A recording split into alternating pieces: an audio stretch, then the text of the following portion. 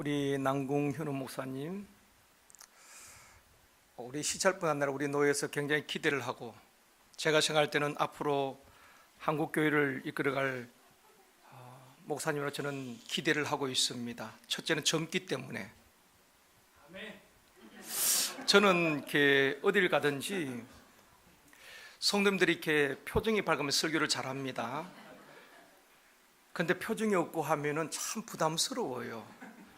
여러분들이 이렇게 아멘으로 잘 화답하시고 참 표정이 밝으면은 편안하게 이제 설교를 합니다. 저도 주일날은 저희 교회 일부 예배는 6시 20분부터 시작되거든요. 일부 예배는 이제 우리 부목사님 하시고 2부, 3부, 4부, 그러니까 8시, 10시, 12시 세 번 메인 설교를 이제 제가 하고, 어제는 토요일날 결혼을 주례를 이제 12시 반에 결혼 주례를 하고, 또 판교에 가서 5시에 또 결혼 주례를 하고, 오늘 이제 세 번 설교하고, 또 결제도 하지 못하고 그냥 왔습니다. 근데 여러분들께서 좀 편안하게 얼굴 표정이 밝으면은 은혜 시간 되어줄 줄 믿습니다. 우리 목사님께 여쭤봤습니다. 제가 얼마나 하면 될까요? 담임 목사님께서 뭐 10분 하라 그러면 10분 해야 되고 20분 하라 그러면 20분 해야 되는데, 우리 목사님께서 그냥 알아서 성령이 끄신 대로 하시면 좋겠습니다. 그래서 제가 알아서 잘 하겠습니다. 걱정하지 마시고, 여러분이 뭐 은혜가 안 되면 제가 빨리 마칠 거고, 또 성령께서 역사하시면 알아서 잘 하겠습니다. 그러나 여러분 집에 가시는데 지장이 없도록 할 테니까 걱정하지 마시고, 우리 예슬학교에 어린 아이들이 같이 예배된다는 것이 참 좋습니다. 참 감사하네요. 어린 친구들이 같이 예배되는 것이 얼마나 이쁘고 하나님 보시기에 아름다운지 모르겠습니다. 우리 옆에 분하고 인사하시겠습니다. 주님의 이름으로 사랑합니다. 다시 한 번만 더 할 거예요. 이 시간 은혜 받읍시다. 이제는 여러분 저만 집중하시면 되겠습니다. 미국 서부 개척 시대에 사람들의 이동수단이 역마차였습니다. 지금처럼 자동차가 없기 때문에 역마차가 이동수단이었습니다. 역마차는 좌석이 구분되어 있는데 1등석 있고 2등석, 3등석으로 구분되어 있습니다. 물론 값은 차등이 있겠지요.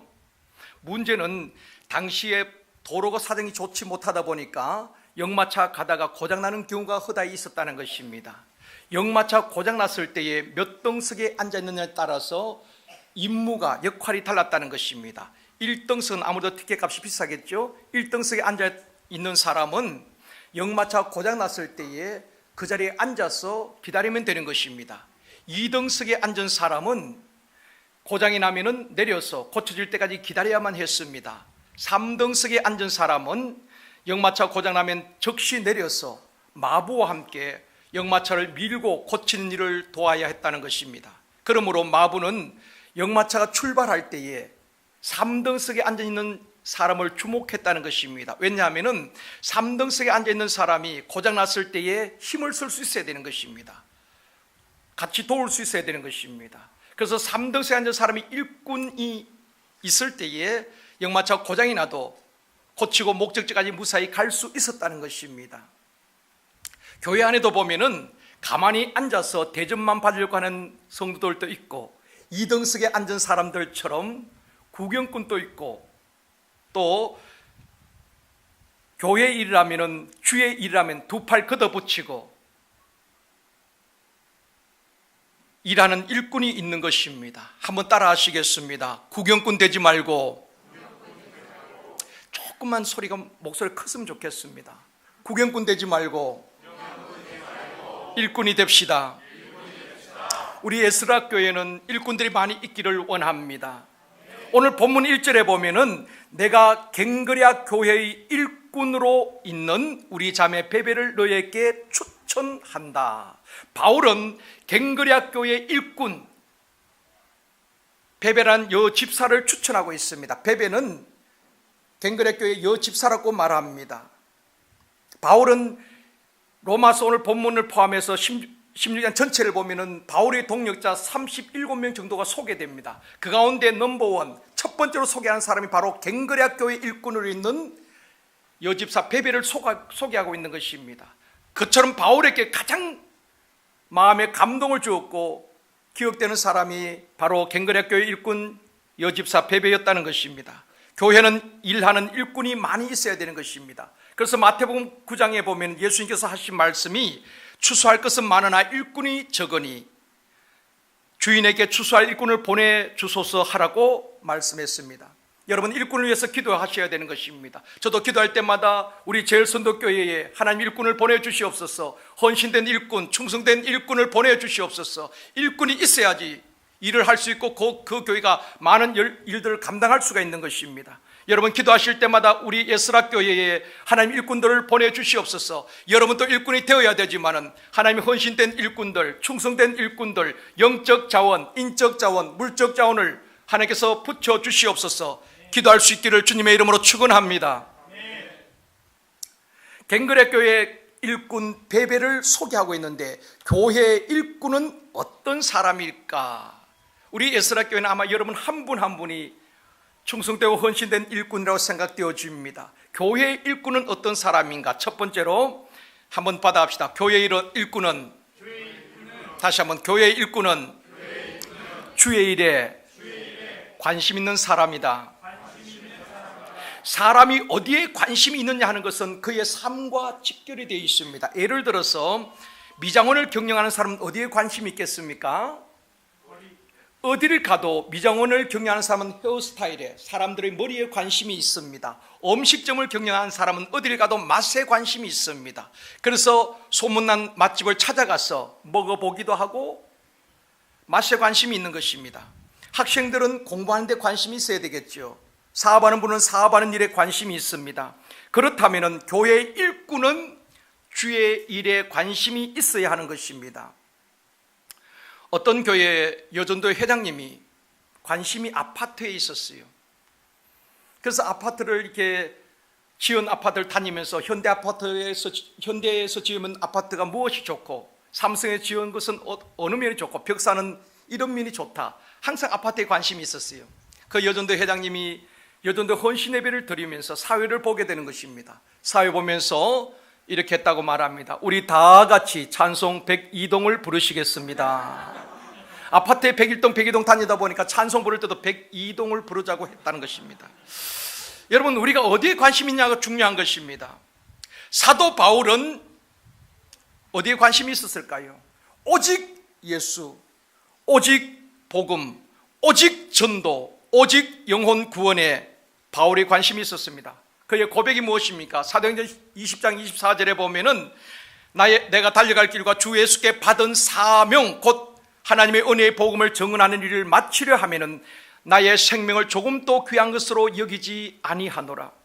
바울은 오직 영혼 구원, 오직 전도, 오직 복음, 오직 예수, 그것이 바울의 관심이었습니다. 사랑하는 성도 여러분, 우리가 복음을 위해서, 예수를 위해서 생명 걸고 그 사명을 감당하면 우리 하나님께서 우리의 가정과 자녀와 직장과 사업장 모든 것 책임져 주실 줄 믿습니다. 우리가 주의 일을 감당할 때 우리 하나님께서 우리의 필요한 모든 것을 책임져 주시는 것입니다. 바울을 보십시오. 사명자 바울의 생명을 하나님께서 어떻게 지키시는가? 제가 지금 말씀을 드리겠습니다. 사도행전 23장 12절에서 13절에 보면은 예수 그리스도를 전하는 바울을 죽이기 전에는 먹지도 마시지도 않겠다는 유대 청년 40명의 결사대가 조직이 되어 있습니다. 그래서 바울이 다니는 길목마다 매복하고 있습니다. 그런데 하나님께서는 사명자 바울의 생명을 원수의 손에 맡기지 아니하시고 백부장 천부장을 통해서 바울의 생명을 지켜주셨습니다. 원수들이, 유대인 청년들이 바울의 생명을 해하려고 했지만 사명자 바울의 생명을 하나님께서 지켜주셨습니다. 또한 사도행전 27장에 보면 바울이 탄 배가 지중해 바다에서 유라굴로 광풍을 만나게 되는 것입니다. 그 배에 탔던 많은 사람들이 구원의 여망이 끊어졌습니다. 낮에 해가 보이지 않고 밤에 별이 보이지 않는 그 상황에서 구원의 희망을 잃어버렸습니다. 그런데 하나님의 음성이 바울에게 들려집니다. 바울아, 두려워하지 말라. 내가 가이사 앞에 서야 할 것이다. 이 말이 무슨 말입니까? 바울아, 너는 사명이 있다. 너는 이 배와 함께 침몰할 수 없다. 너는 가이사 앞에 서서 복음을 전해야 한다. 사명자는 죽지 않습니다. 그 사명 다할 때까지는. 그래서 하나님께서 바울의 생명을 지켜주시고 바울로 인해서 그 배에 탔던 276명이 살게 된 줄 믿습니다. 사도행전 28장에도 보면 멜리데섬에서 그 많은 사람들이 옷이 젖었습니다. 옷을 말리기 위해서 그래서 불을 피웁니다. 바울이 나무로 한 움큼 가지고 와서 불 위에 올라나왔을 때 그 안에 있던 독사가 나와서 바울을 물었습니다. 사람들은 이제 바울이 몸이 붓고 쓰러질 줄 알았습니다. 그런데 아무 일이 일어나지 않고 아무 상함도 없었다고 말씀하고 있습니다. 자, 이처럼 바울이 복음에 예수의 생명 걸고 사명을 감당할 때에 유대 청년 40명이 결사대가 조직되어서 바울을 해하려고 하고 유라굴로 광풍을 만났고 뱀에 물렸지만은 하나님께서 그 생명을 지켜주신 줄 믿습니다. 저는 리빙스턴의 한 말을 참 좋아합니다. 한번 따라합시다. 사람은 죽지 않는다. 그 사명 다할 때까지는. 리빙스턴이 이 말을 했죠. 리빙스턴도 아프리카에서 선교하면서 수많은 죽음의 고비가 있었지만은 하나님께서 그 생명을 지켜주셨다는 것입니다. 우리가 사명을 감당하기 위해서 살 동안에 하나님께서 우리 가정과 생명과 자녀, 사업장 지켜주실 줄 믿습니다. 연세 드신 분들 보면 저희 교도 연세 드신 권사님들이 많이 계십니다. 권사님들이 보면 교회 오실 때마다 무릎도 아프고 허리도 아프고 아파 죽겠다는 것입니다. 그럴 때마다 저는 권사님들에게 말씀합니다. 권사님, 사명자는 죽지 않습니다. 사명 다할 때까지는 하나님께서 그 생명 지켜주실 것입니다. 그러면 권사님들 또 물어요. 사명이 뭐예요? 권사님, 아직도 믿지 않는 자녀들, 후손들을 위해서 기도하는 사명이 있습니다. 그 사명 잘 감당할 동안에 하나님께서 생명도 지켜주실 것입니다. 그러면서 저희는 저희 교회 권사님들께 죽지 않는 비결을 제가 가르쳐 드렸습니다. 제가 한 말에 순종한 분들은 지금까지 오늘 또 주일날 교회에 나오셨어요. 근데 제가 가르쳐준 대로 순종하지 않는 분들은 다 돌아가셨어요. 죽지 않는 비결이 있습니다, 여러분. 이상하게 보지 마시고, 제가 참 아끼고 사랑하는 우리 남궁 목사님 목회하신 이 에스라교에서는 제가 이 비밀을 가르쳐 드릴게요. 여러분, 이대로 순종하면은 100살 문제 없습니다. 120살 충분히 가능합니다. 죽지 않는 비결 제가 알려드릴 테니까 크게 따라합시다. 쉬지 말고, 참 소리가 약해요. 쉬지 말고 숨을 쉬자. 그러면 돼요. 순종한 분들 지금까지 오늘 또 예배 잘 나오셨어요. 여러분 보십시오. 오래 걸으면 다리가 아픕니다. 책을 많이 보면은, 오랫동안 보면은 눈이 피곤해요. 말을 많이 하면 입이 아프겠죠. 그런데 코는 한 번도 피곤하다 쉰 적이 없습니다. 계속 지금까지 호흡을 하고 있잖아요. 여러분 쉬지 말고 숨을 쉬면서 정말 우리의 주신 사명 붙들고 한결같이 달려갈 수 있기를 원합니다. 우리가 사명 감당하려고 할 때에 하나님께서 감당할 수 있는 능력도 지혜도 주실 줄 믿습니다. 하나님께서 애굽에 종살이하는 이스라엘 백성들 구원하기 위해서 모세를 불렀습니다. 그때 모세가 처음부터 순종한 것은 아닙니다. 하나님 앞에 나는 말도 잘 하지 못하고 나이가 80입니다. 나는 아닙니다. 나는 지도자의 자격이 없습니다. 그때 하나님께서 두 가지 이적을 보여주십니다. 모세야, 내가 들고 있는 것이 무엇이냐? 지팡이입니다.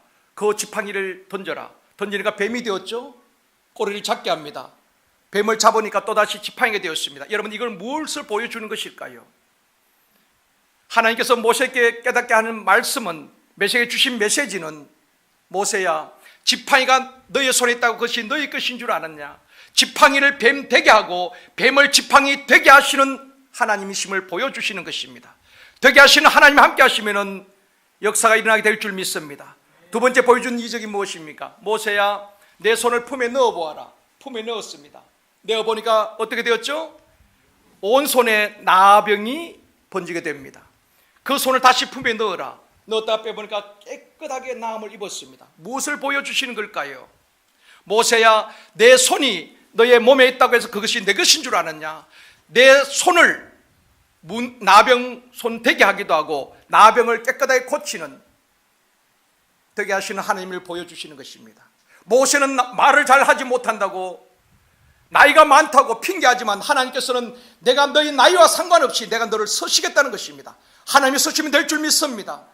에스라교회 성도 여러분, 여러분이 사역을 할 때에 나는 시간이 없어서, 나는 몸이 건강하지 못해서, 나는 무엇 때문에 핑계하지 않고 우리가 순종하면 하나님께서 만들어서 줄 줄 믿습니다. 되게 하시는 하나님 함께 하시면 능리하지 못할 일이 없는 줄 믿습니다. 거장의 손이 닿을 때라는 책이 있는데요, 그 책에 보면 이런 내용이 나옵니다. 길거리에 경매장이 있었어요. 길거리에 경매장이 있는데 사람들이 서지 않는 물건을 가져다 놓고 또 필요한 사람은 헐값에 그걸 사가는 경매장이 있었어요. 많은 물건들이 진열되어 있는데 한쪽 모퉁이에 보니까 아주 먼지가 자욱히 쌓인 바이올린 하나가 있습니다. 아무도 눈길을 주지 않습니다. 한 사람이 지나가면서 그 바이올린을 사겠다고 말합니다. 흥정이 되어집니다. 낡은 바이올린 얼마나 팔겠어?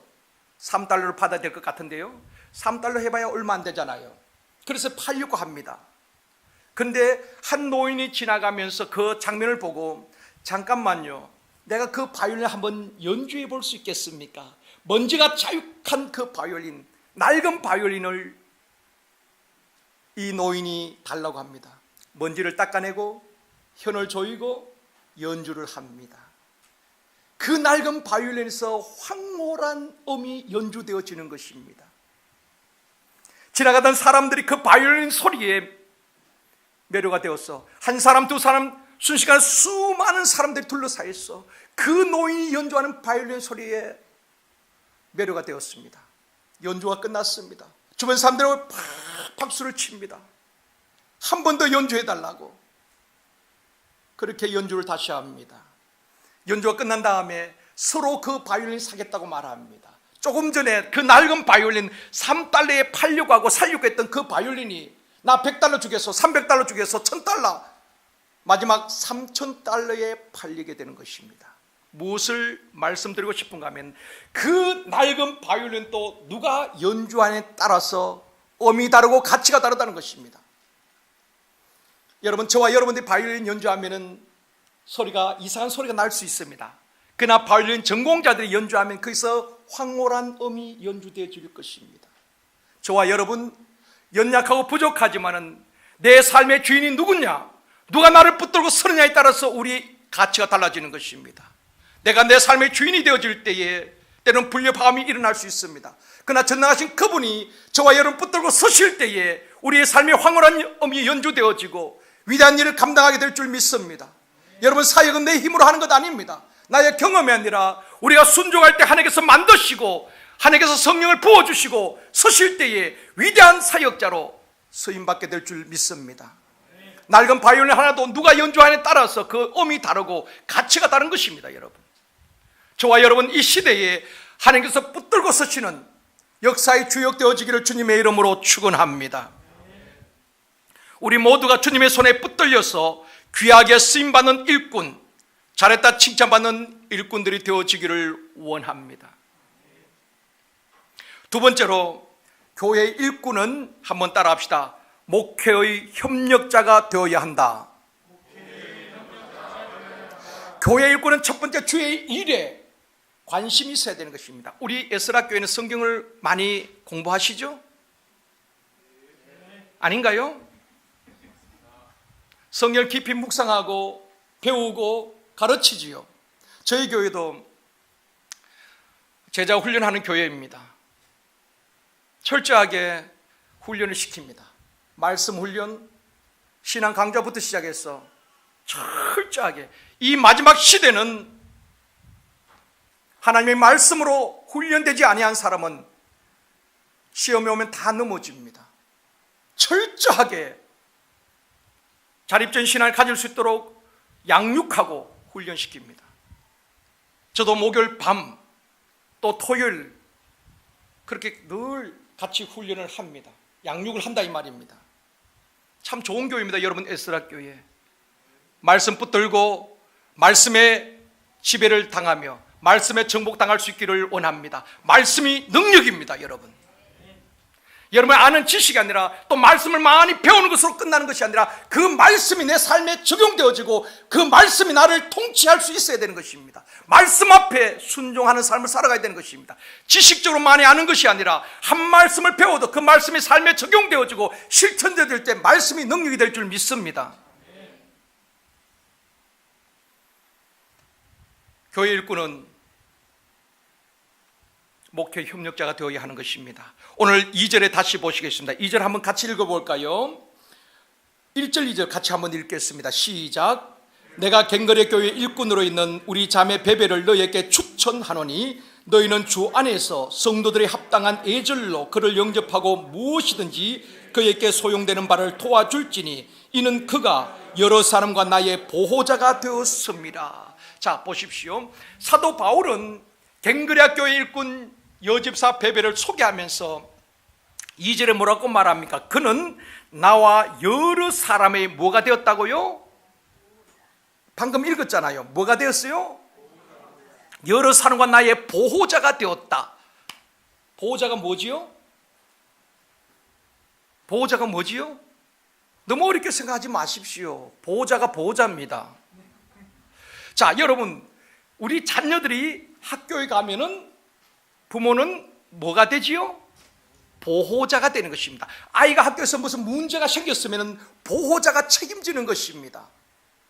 이처럼 바울이 그 베베 여집사를 여러 사람과 나의 보호자가 되었다는 것은 바울이 목회할 때에 보호자처럼 물심양면으로 바울의 목회를 도왔다는 것입니다. 그래서 이 사도 바울이 수많은 동역자 가운데 넘버원으로 소개하는 사람이 갱거레아 교회 일꾼 바로 베베란 자매입니다. 여러분, 목회 동역자가 되어지기를 원합니다. 목사 한 사람이 목회할 수 있는 것이 아닙니다. 동역자들이 참 중요합니다. 사람은 마음을 알아줄 때가 참 귀한 것입니다. 바울이 목회할 때 이 베베는 마음을 알아주고 물심양면으로 마음껏 목회할 수 있도록 도왔던 사람이 바로 베베입니다.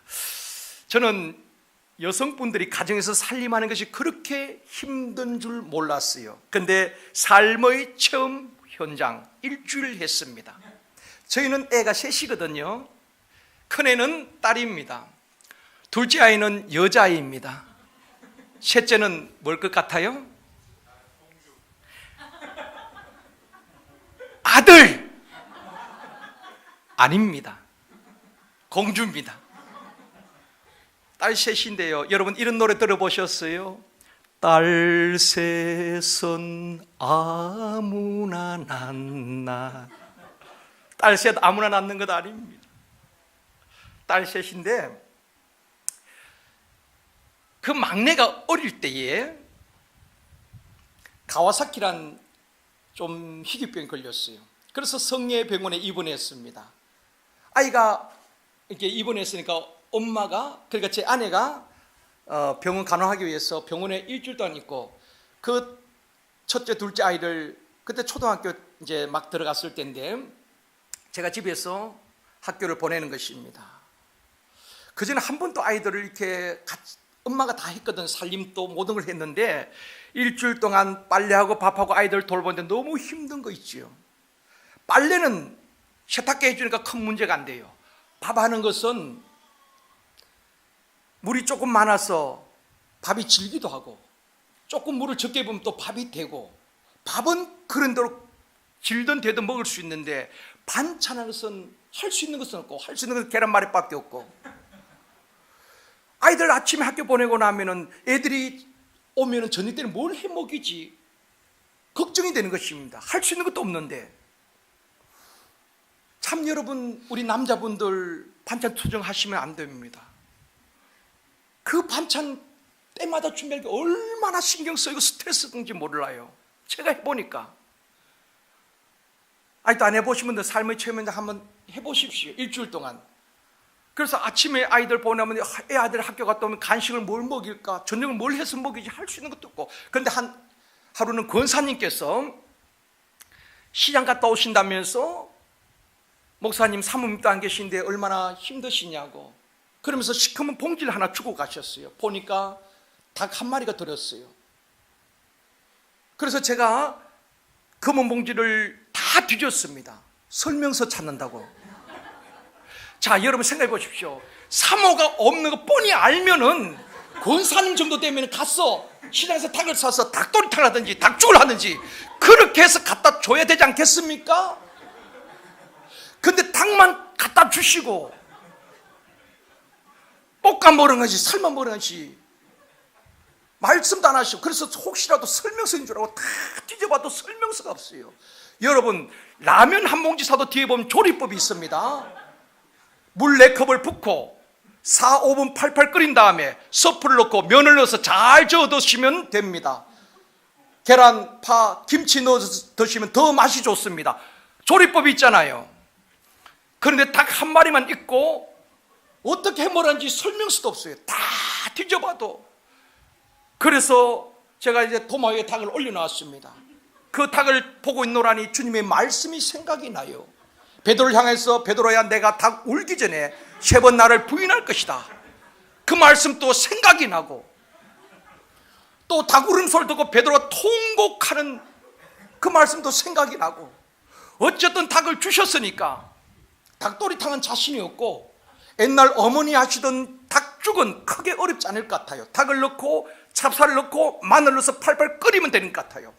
그래서 아이들이 제가 선포했습니다. 오늘 밤은 특별 아빠의 요리 닭죽이다 선포하고, 그래서 큰 이게 솥에다가 물을 절반 넣고 닭을 넣었습니다.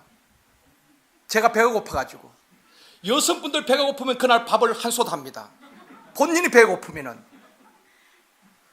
근데 본인이 배가 안 고프면 그냥 알아서 하시는데, 본인이 배가 고프면 밥을 한 솥 하셔요. 제가 배가 고프니까 큰 솥에다 물을 절반 붓고 닭을 넣었습니다. 빨리 끓지가 않나요.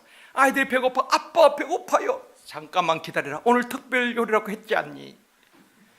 또 둘째가 와가지고 아빠 너무 배고파요. 잠깐만 기다리라니까 지금 곧 끓을 거야. 1시간 이래 지나도 물이 잘 끓지 않습니다. 아이들이 지쳐가지고 잠이 들었어요. 1시간 반쯤 된 것 같아요. 이제 팔팔 끓여서 푹 이게 삶아졌습니다.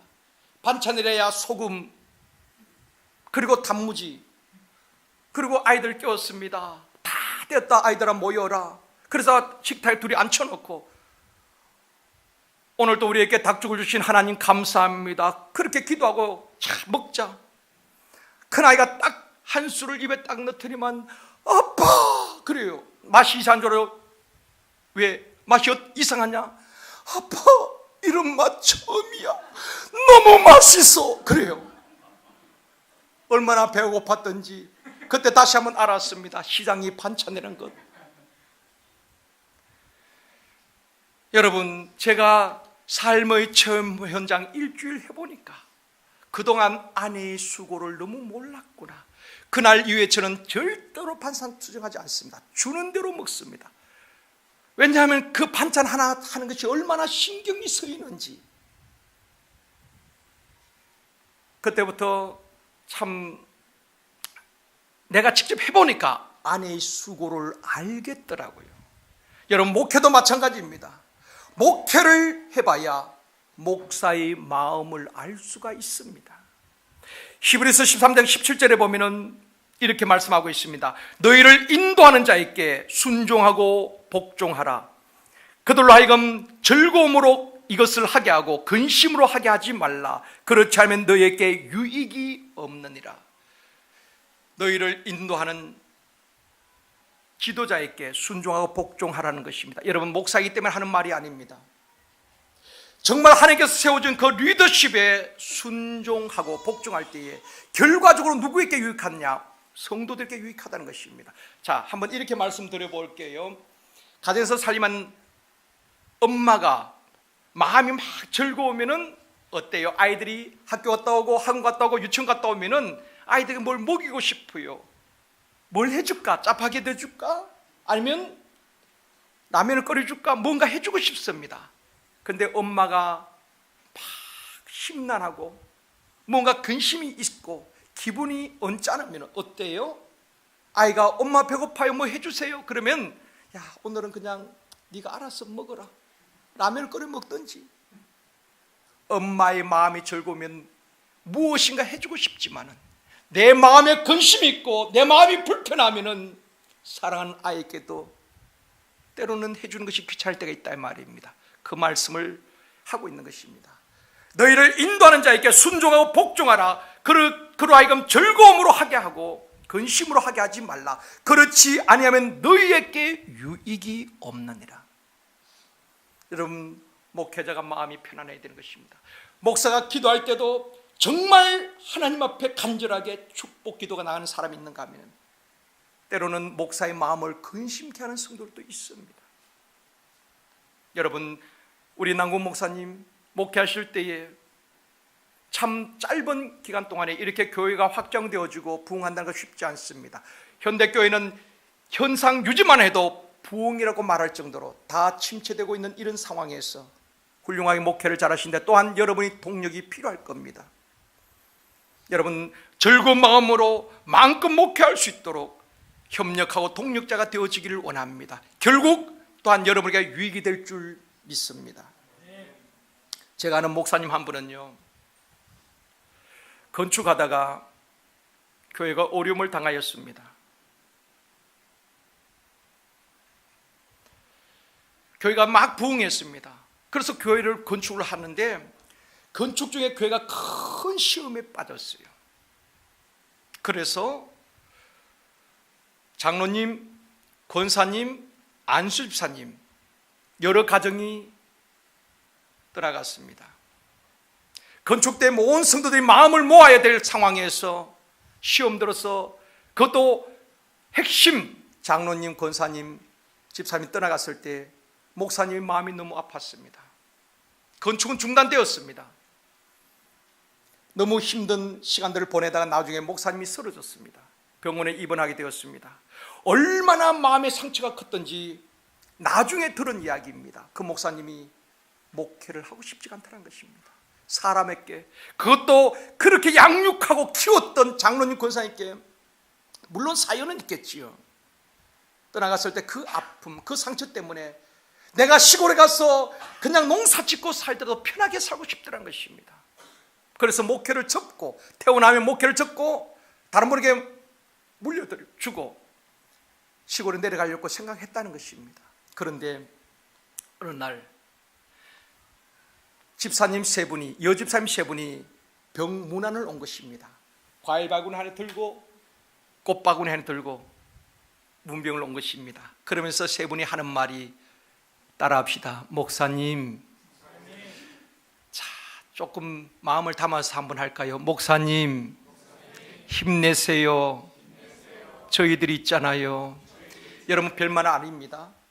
근데 이 목사님이 정말 목회를 접으려고 했는데 이 세 분 여집사님이 오셔서 목사님 힘내세요 그러면서 하시는 말씀이, 장로님, 권사님, 안수사님, 집사님 나갔지만은 주님은 우리 교회에 계시잖아요. 그 말에 목사님이 둥기로 머리를 맞은 것처럼 충격을 받았다는 것입니다.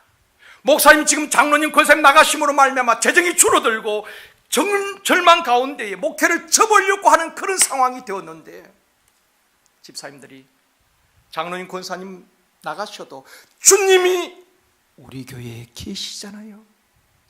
그 말에 목사님이 큰 충격과 도전을 받았다는 것입니다. 그리고 목사님, 저희들이 열목 감당할게요.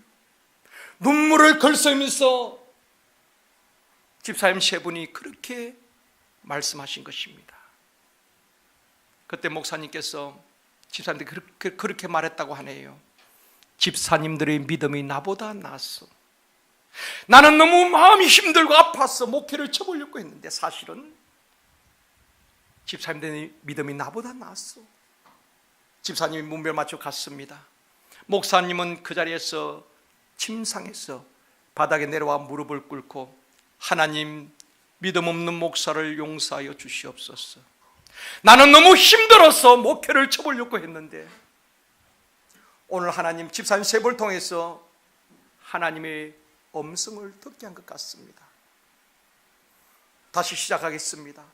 그러면서 다음날 퇴원 수술을 밟고 교회에 와서 있는 남아있는 성도들의 마음을 추스리고 하나로 모아서 다시 목회를 시작했습니다. 은혜롭게 떠났던 성도들도 다시 돌아오게 되어지고 교회 건축을 완공하고 크게 부흥하였습니다.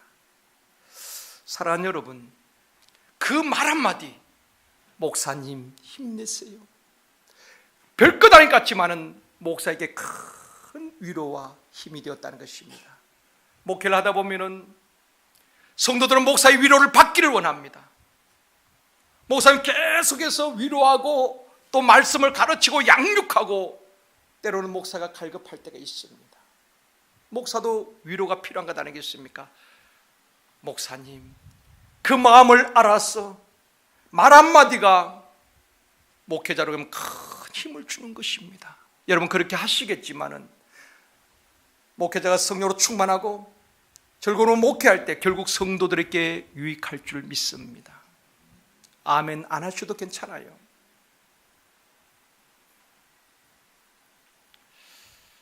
오늘 이제 저는 외부에 나갈 때 우리 부목사 가운데 한 분이 또 수행하는 분이 계십니다. 그런데 그분이 오늘 오후에 설교이기 때문에 우리 장로님께서 저를 이렇게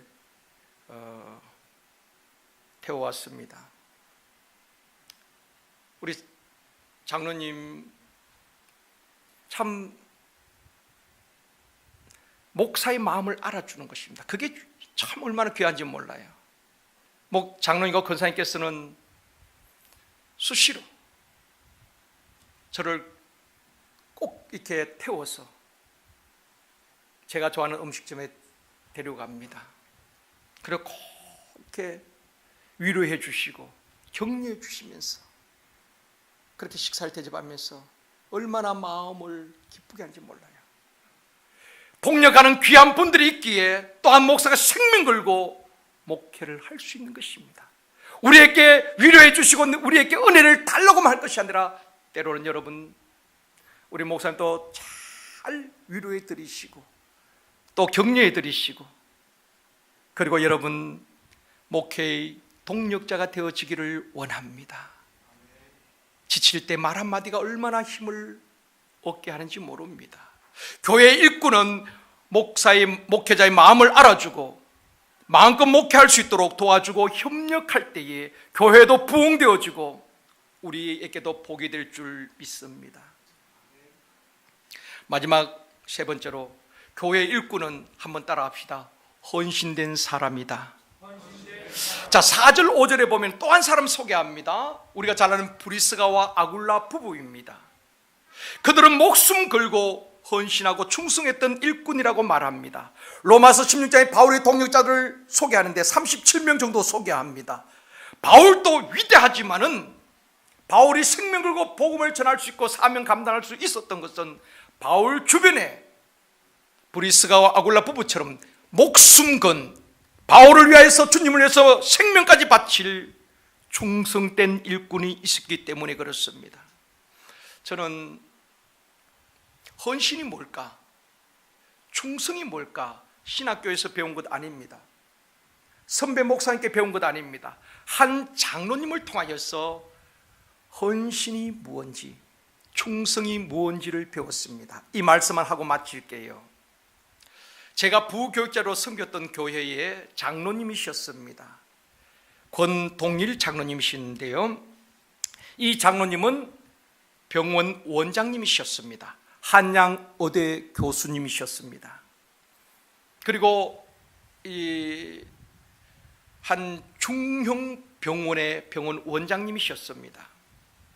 제가 부교육자로 섬겼던 그 교회의 장로님이셨는데 그 병원에 제가 자주 방문을 했습니다. 가보면은 장로님 진료실에 이렇게 책꽂이가 있고 성경책들이 쫙 꽂혀져 있는 것입니다. 제가 가서 물었습니다. 장로님, 무슨 성경책이 이렇게 많이 꽂혀져 있어요? 장로님 하시는 말씀이, 내가 병원에서 진료를 하기 때문에 밖에 나서 노방전도도 할 수 없고 시간들이 없잖아요. 그래서 항상 그 장로님께서는 환자가 오면은 진료를 하고 물어보는 것입니다. 예수를 믿느냐? 믿으면은 잘 섬기는 교회에 충성된 일꾼 되라고 권면하시고, 안 믿는다고 하면 복음을 전하는 것입니다. 그리고 가까운 교회에 가시겠다고 하면 성경을 선물로 주는 것입니다. 그러면서 장로님이 하시는 말씀이 바로 제 진료실이 전도 현장입니다. 저의 선교 현장입니다. 그러면서 성경을 진료하면서 복음을 전하시는 것입니다. 얼마나 귀한지. 그리고 매일 아침 직원들을 모아놓고 자원하는 직원들에서 예배를 드리고, 매주 월요일은 지역에 있는 목사님들을 초청해서 예배를 드리고, 평일에는 자체적으로 예배를 드렸습니다. 철저하게 그렇게 예배 중심의 병원이었습니다. 그리고 장로님께서 그때 한 12분의 시무장로님 계셨는데, 2부 예배 때는 장로님 돌아가면서 이렇게 기도를 하셨습니다. 석 달에 한 번 돌아옵니다. 그런데 장로님이 대표 기도할 주간에는 아침 금식을 하시는 것입니다. 또 물어봤죠.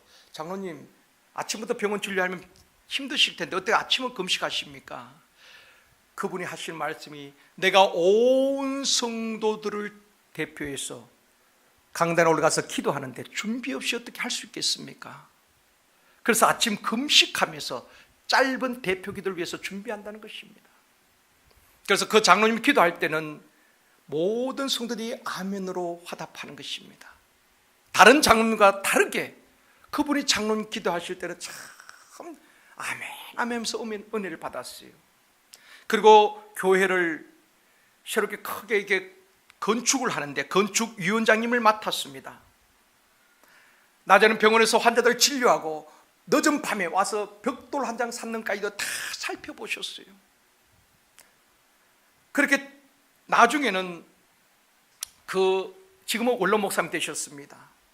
그 목사님이 저 결혼 주례도 주셨는데, 교회 건축을 하다 보니까 너무 비용이 더 많이 드는 것입니다. 예상했던 건축비보다 더 많이 드니까 목사님께서 당회원들을 소집해 놓고, 지금 너무 건축비가 많이 드니까 우리 성도들한테 부담을 좀 줄여주었으면 좋겠다.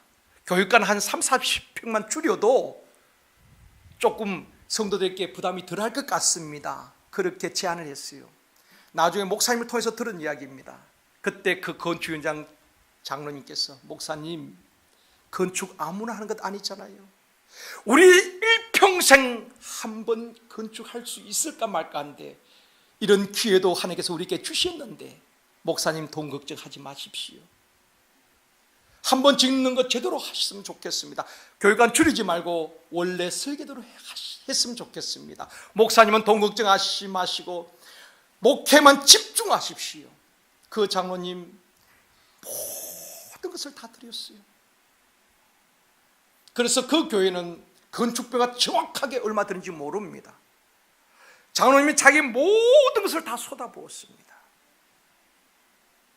그렇게 해서 교회를 건축하게 되었는데요, 후에 안 일입니다. 장로님께서 교회 건축하시는 중에, 건축위원장으로 이렇게 교회 건축하시는 중에 몸이 좋지 않아서 한양대 병원에 갔는데 정밀 검사를 했는데 백혈암이라는 진단을 받았습니다. 의사니까, 의학박사니까 잘 알지요. 보통 사람 같으면은 그 사실을 목사님께 알리고 병원에 입원하든지 기도원에 가서 요양할 수 있지 않겠습니까? 아무에게도 알리지 아니하고 끝까지 건축위원장으로서 사명을 감당하는 겁니다. 건축을 다 완공한 다음에 입당 날짜를 받아놓고 담임 목사님께 알린 겁니다. 목사님, 사실은 제가 건축 중에 몸이 좋지 않아서 병원에서 이런 진단을 받았습니다. 목사님 허락하시면은 제가 병원에 입원하겠습니다. 그래서 목사님 허락하고 그때 한양대 병원에 입원해서 입당식 날 소천하셨습니다. 저는 그 장례식에서 제 생애에 가장 많이 울었습니다. 신학교에서 배운 것이 아니고 어느 선배로부터 배운 것이 아니라 그 장로님처럼 교회를 사랑하고 헌신이 무엇인가를 그의 삶을 통해서 제게 보여주셨습니다. 오래전의 이야기지만 지금도 그 장로님이 참 그립습니다. 저는 천국 가서 제일 만나보고 싶은 분이 가운데 한 분이 그 장로님입니다. 제게 헌신이 무엇이고 교회 사랑이 어떤 것이며 충성이 어떤 것인가를 말씀하지 않았지만 그분의 삶을 통해서 제게 가르쳐 주신 분입니다. 사람들은 어리석다고 말할 수가 있습니다. 그렇지만은 그 장로님은 교회를 위해서, 주님을 위해서 자신의 물질을 드리고 시간을 드리고 몸을 드리고 마지막 생명까지 드린 겁니다. 사람들은 어떻게 평가할지 모르지만 저는 그분의 헌신을 하나님께서 아름답게 받으셨다고 확신합니다. 말씀을 맺겠습니다. 사랑하는 성도 여러분, 교회의 일꾼이 되어지기를 원합니다. 우리도 언젠가는 하나님 앞에 서야 할 인생 아니겠습니까? 이 땅에서 어떻게 교회를 섬기고 어떻게 신앙생활을 하느냐, 주님 앞에 섰을 때에 다 드러나고 판가름 날 것입니다. 그때 부끄럽지 않기를 원합니다. 그래서 바울은 디모데에게 뭐라고 말합니까? 너는 하나님 앞에 부끄럽지 않는 일꾼이 되라고 말하고 있는 것입니다. 하나님 앞에 인정받는 일꾼이 되라고 말합니다. 여러분, 주일에 이미도 관심을 가졌지만 주일에 관심을 가지시고 목회의 동력자가 되시고 헌신되고 충성된 일꾼이 되어지기를 원합니다. 그래서 이 시대에 주님의 마음을 시원케 해드리고 주님 앞에 섰을 때 잘하였도다 착하고 충성된 종이라 칭찬받는 우리 모두가 되어지기를 주님의 이름으로 축원합니다. 기도하겠습니다. 하나님 아버지, 주님의 은혜와 사랑을 감사드립니다. 이곳에 귀한 에스라 교회를 세워주시고 남궁현우 목사님을 하나님께서 세워주셔서 말씀을 가르치고 복음을 전파하며 치유하며 사람을 세우는 이 사역을 감당하게 하시니 감사합니다.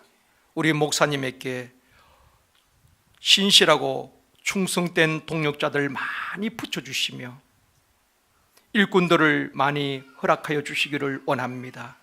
지금까지도 부흥케 하셨던 하나님, 에스라 교회에 더 큰 부흥을 주시고 이 지역뿐 아니라 서울과 수도권을 감당하며 부흥이 다 멈췄다고 하는 이 시대에 모델되는 교회가 되게 하여 주시기를 원합니다.